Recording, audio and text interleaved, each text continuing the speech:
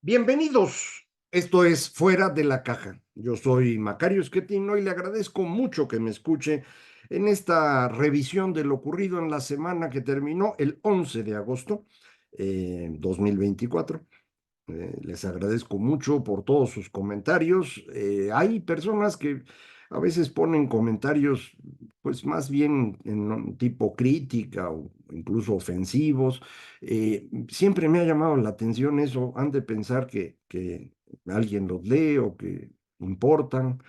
En mi caso no tienen mucha utilidad los comentarios de todos ustedes que pues tienen algún punto que piensan que hay que profundizar o que tienen recomendaciones, esos me son de gran utilidad. Los otros, bueno, pues me llama la atención que dediquen tiempo a eso, pero pues ya ve, estamos en el siglo de mayor tiempo libre en la historia humana, entonces pues en algo hay que ocuparlo, ¿no? Durante esta semana que terminó ayer domingo, les recuerdo, estoy grabando para usted en lunes. Justamente tuvimos el lunes pasado un momento pues, muy complicado en los mercados financieros. Medio lo adelanté la semana pasada, pero pues todavía no terminaba el funcionamiento de las bolsas de valores y de los mercados cambiarios en ese mismo lunes. Terminaron golpeados, no tanto como al inicio. El inicio ocurrió en Japón, como siempre, pero fue una caída espectacular, 13,5%. Es una caída extraordinaria para la bolsa de Tokio. Eh, el martes ya tuvieron un incremento, 10% subió, pero bueno, cuando usted pierde 13 y luego gana 10 no queda a 3 puntos. Esos 10 de crecimiento se aplican sobre lo anterior, así que acaba usted 5 puntos abajo. Y más o menos así está la bolsa de Japón. En la semana terminó, si no me equivoco, 7 puntos abajo de como estaba en el inicio de agosto. Eh, Muchas personas han asociado esto al movimiento que hizo el Banco de Japón en subir tantito su tasa de interés a 0,25%. Es una tasa extraordinariamente baja en un país que pues ya lleva 35 años estancado. En 1989, Japón era la economía más exitosa del mundo en la década de los 80. Incluso recuerdo mucho un libro que se hizo muy famoso, El Japón que puede decir no. En Estados Unidos había pues la preocupación de que Japón sería una economía más grande que ellos, que se convertiría en el líder mundial. Pero esto terminó en 1989 cuando la burbuja especulativa inmobiliaria que se había ido construyendo en Japón se viene abajo. Y esto pues es un fenómeno propio del esquema de crecimiento que siguió Japón, luego Corea y recientemente China. La idea de este modelo de crecimiento económico es muy sencilla, consiste en invertir todo lo que se pueda. Si usted invierte muchísimo, pues va a poder producir muchísimo y entonces va a ser rico. ¿Por qué no hacen eso todos? Pues porque para invertir hay que ahorrar y el ahorro pues no es nada sencillo que ocurra y luego hay que juntar ese ahorro y convertirlo en inversión. Dicho de otra manera, hay que obligar a la gente a dejar de comer para poder aplicar ese modelo. Y esto no es simple. En Japón pudo hacerse porque después de la Segunda Guerra Mundial, en que fueron derrotados ampliamente, eh, pues el emperador, en el que todavía creían mucho, les llamó a dejar de consumir, a sacrificarse por Japón en las siguientes generaciones, para con esto regresar a una posición relevante a nivel mundial. Lo hicieron.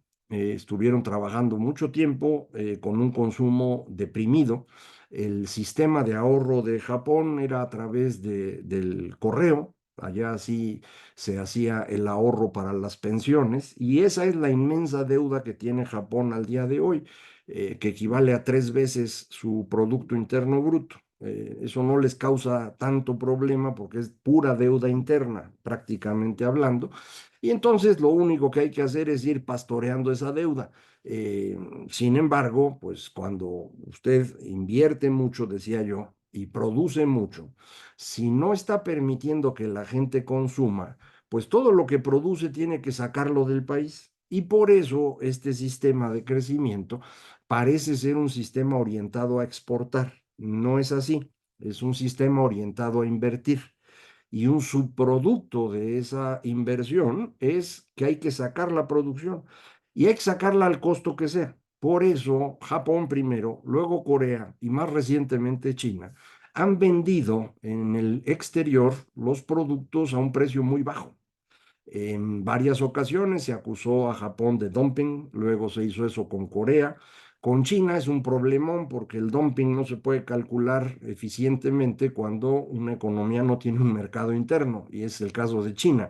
No es una economía normal, entonces pues no puede uno comparar con el precio interno el que se está utilizando para vender en otras partes del mundo. Y eso lo han usado los chinos mucho para colocar su producción. Por ejemplo, hoy hacen eso con los coches, ¿no? Llegan aquí a México los coches chinos y son 25 o 30% más baratos que los estadounidenses, alemanes o japoneses, que de los cuales se copiaron. O sea, porque además son igualitos los carros, traen algunas mejoras, porque pues, eso sí lo hace, y te lo venden 25% más barato, hombre, pues todo el mundo compra chino, ¿no? ¿Por qué puede ser 25% más barato? Porque la inversión para hacer ese auto, pues la hizo el gobierno chino usando los recursos de los ciudadanos chinos que no pueden comer. Les quitan el dinero, lo utilizan para invertir, producen los autos, los exportan y el costo de capital lo anulan. Entonces, pues el carro sale baratísimo. Bueno, esa forma de producción es muy eficiente para crecer, no genera el bienestar en la sociedad que uno quisiera y al final hay que ver cómo lo corriges. Y en el momento que quieres corregir se vuelve bien difícil. Es el caso de Japón. Japón en los años 80, decía yo, parece que va a ser una economía muy exitosa, pero los japoneses no están consumiendo todavía bien, apenas habían empezado a hacerlo. Con el dinero que tienen los japoneses se ponen a comprar bienes raíces y empieza a hacerse una burbuja inmobiliaria muy grande.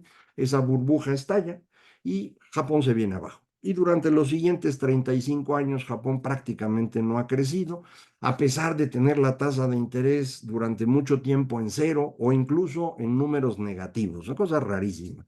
En Corea el efecto no fue tan serio porque Corea tuvo la fortuna, entre comillas, de sufrir una crisis en 1998 que golpeó a todo el sureste asiático. Y les aprovecharon ese momento para hacer el ajuste, tratar de que consumieran más los coreanos y esto, bueno, pues les ayudó a que el golpe no fuera tan duro. En China este fenómeno ya ocurrió, octubre de 2021, la quiebra de esta inmensa financiera inmobiliaria que se llamaba Evergrande, que al día de hoy pues siguen tratando de que no se dé uno cuenta que están en un problemón en China, pero sí lo están. Bienes raíces es el mayor espacio de inversión que tenían los chinos, se está desplomando, no encuentran cómo enviarle dinero a la gente para que pueda gastar, el mercado interno no jala, y entonces, bueno, pues ahí están atorados. Bueno, esos fenómenos, insisto, son resultado de un esquema de crecimiento que da muy buenos resultados, pero genera este riesgo al final que, pues de los tres países, ninguno ha podido manejar muy bien. El que tuvo más suerte fue Corea, Japón le fue mal y China, pues creo que le va a ir mal, pero ahí seguimos. En el caso de Japón, decía yo, incapacidad de crecer les ha impedido tener una tasa de interés más alta. Cuando le suben tantito se descompone todo y eso fue lo que ocurrió el fin de semana pasado. El lunes viene el golpe, las bolsas durante la semana como que se fueron acomodando. El peso mexicano durante la noche de domingo a lunes de la semana pasada llegó a estar arriba de 20 pesos, se regresó, pero pues está en 19. Creo que además del fenómeno global, nosotros en México le hemos ido subiendo el nivel de riesgo al país precisamente por esta idea del presidente de sacar adelante las reformas que él cree que son una maravilla, Pero ya sabe usted, todo lo que se le ocurre, nada sirve. De hecho, todo genera problemas y es el caso con la reforma al Poder Judicial o la desaparición de los organismos autónomos o también el caso de acabar con las elecciones democráticas que conocimos, acabar con el INE, regresarle a gobernación el control, esas cosas. Esto está generando un mayor nivel de riesgo de México comparado con el resto de los países.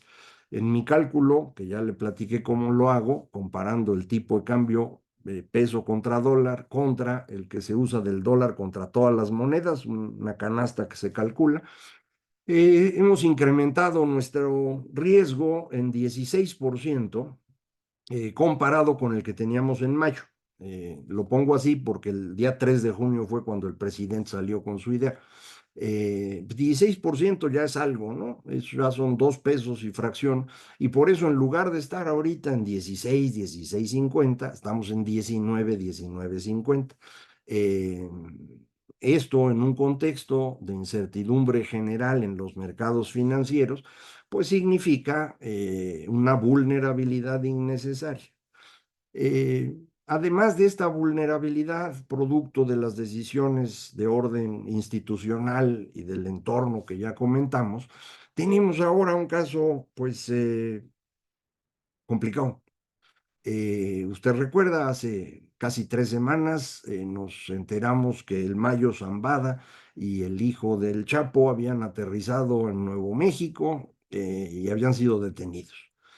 Pero este fin de semana el presidente, en su gira que está haciendo para despedirse, y que a mí me parece que es más bien para mantener ocupada a Claudia Sheinbaum y que no pueda organizarse, y un poco para que vean que él es el que la lleva, pues se la llevó a Culiacán. Esa era la cita del sábado. El sábado en la mañana salió una carta del Mayo Zambada a través de sus abogados, en donde él describe lo que ocurrió en su perspectiva. Dice que él no se entregó, que fue engañado por el hijo del Chapo, que fue el vehículo con el cual se le convocó a una reunión en Culiacán para dirimir un conflicto entre el gobernador de ese estado, el señor Rocha, y el ex rector de la Autónoma de Sinaloa, el señor Cuen. También Rocha había sido rector de la Autónoma y estaban peleando a ver a quién iban a poner ahí. Es un poco una fuerza obvia al interior del estado, la universidad estatal. De manera pues que iba a arbitrar el conflicto el señor Mayo Zambada porque pues lógico, ¿no? Él es el que controla el Estado, pues él va a hablar con los políticos que se supone serían los más importantes para decirles qué hay que hacer.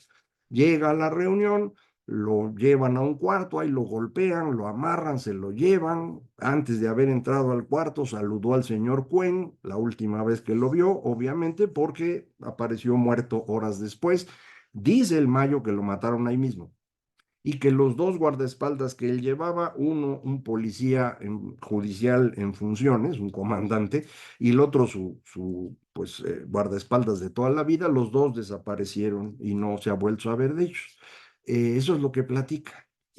Obviamente es un problemón para el señor Rocha Moya y para el presidente. Ese mismo día tuvieron su evento. Rocha dijo pues que eso no era cierto, que él ni siquiera estaba en Culiacán ni en México siquiera ese día que ocurrieron estos hechos, lo cual no aclara nada. Él pudo haber organizado el evento y para que no lo agarraran, pues se fue y decir, pues yo no estuve, pues si no tenías que estar, ¿no?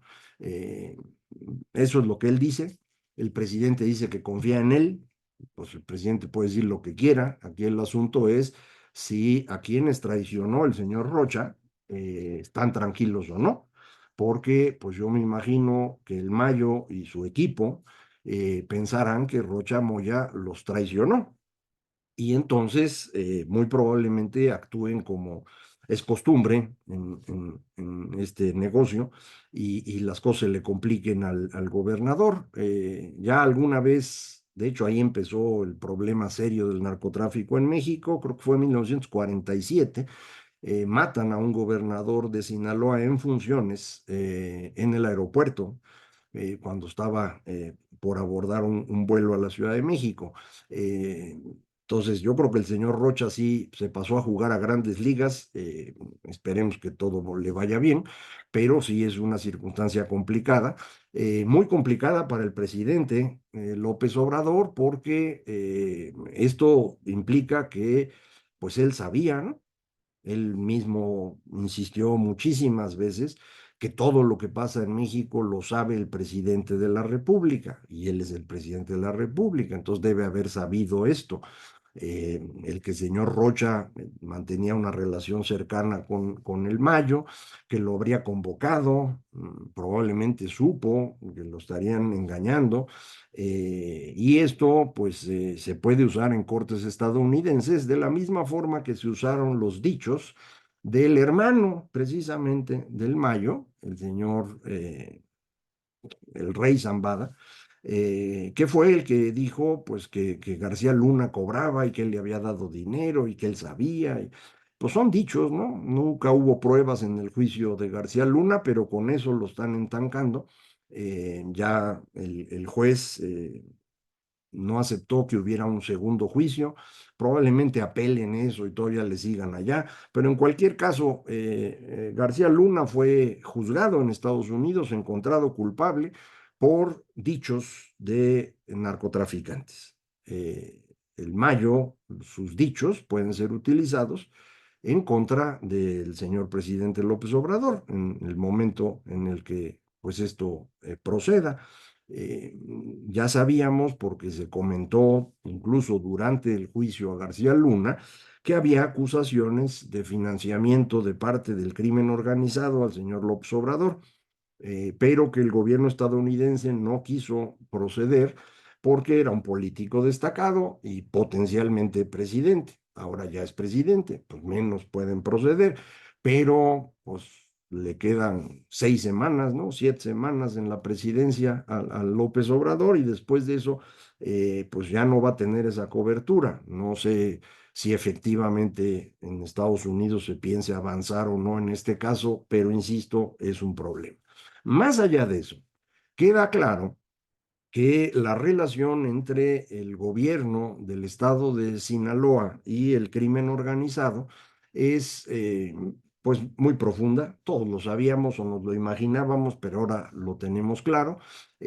Rocha Moya gana la elección con la que se convierte en gobernador en 2021, en una elección en la cual a nivel federal Morena y aliados pierden.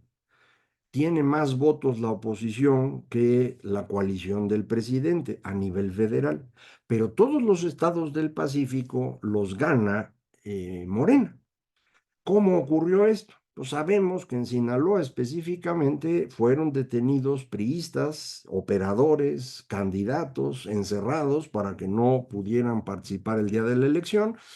Se impidió la votación en muchos lugares y algo similar parece haber ocurrido en 2024, pero con mucho menos documentación, eh, porque ocurrió en muchas más partes, según todo parece indicar, y no sabemos el tamaño del impacto que tuvo en esta elección del 24. Sí sabemos que en el 21 con eso les alcanzó para ganar los estados, no le prestaron más atención a lo federal porque además se concentraban ahí, pero ahora en 24 pudieron haber tenido un impacto significativo.